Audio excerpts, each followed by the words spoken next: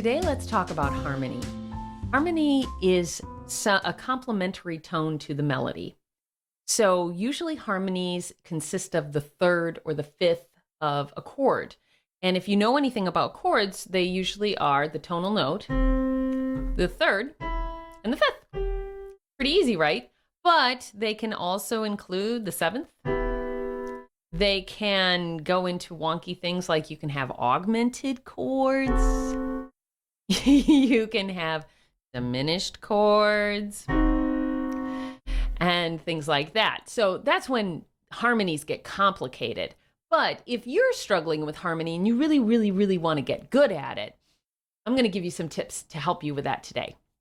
So something really simple you can do if you have a keyboard at home is you can do a scale, but instead of doing the tonal, which is on the C scale, you would do a third.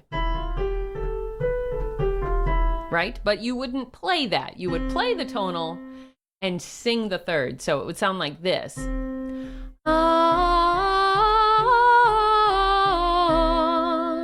Okay? And then you can try that with fifths and sevenths and whatever else you'd like to try. Sevenths are kind of weird because they're just a half step away from the tonal.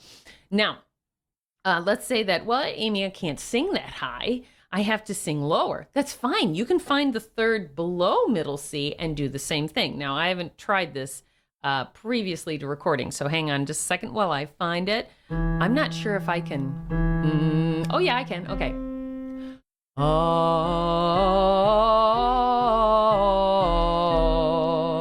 Sounds just, it's just, it's just an octave lower. So it works.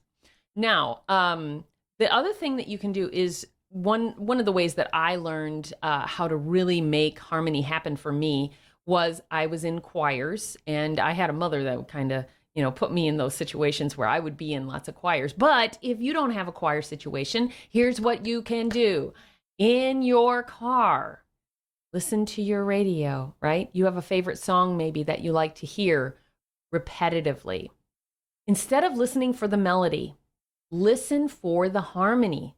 And you want to pick a song that's got a lot of harmony. A great one to listen to would be something like Bohemian Rhapsody. There's so many harmonies. In fact, Queen had great harmonies that if you really listen to them, you can get pretty proficient in harmony pretty quickly if you are consistent. And you really have to listen.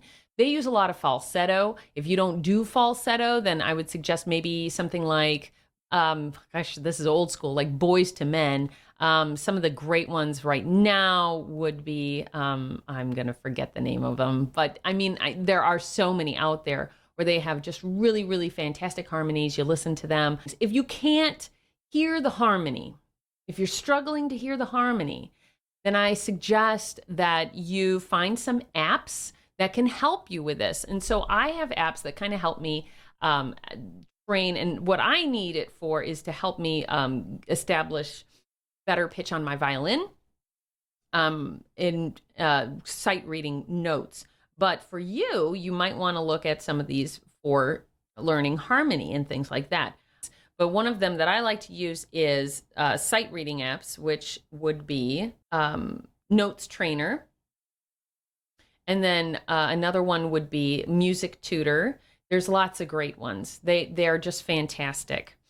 Arpeggio is really good at ear training as well. That one I don't use as often as I should, but that one actually does a lot of interval training so that you can tell where to go and how to hit certain pitches, like the third above, the fifth above, the fourth above, and you can really train your ear to hear those. So that's probably the best one is arpeggio. And I hope you guys get the chance to try these out. I do have an Apple phone, but I'm sure that they're available on the other app stores as well.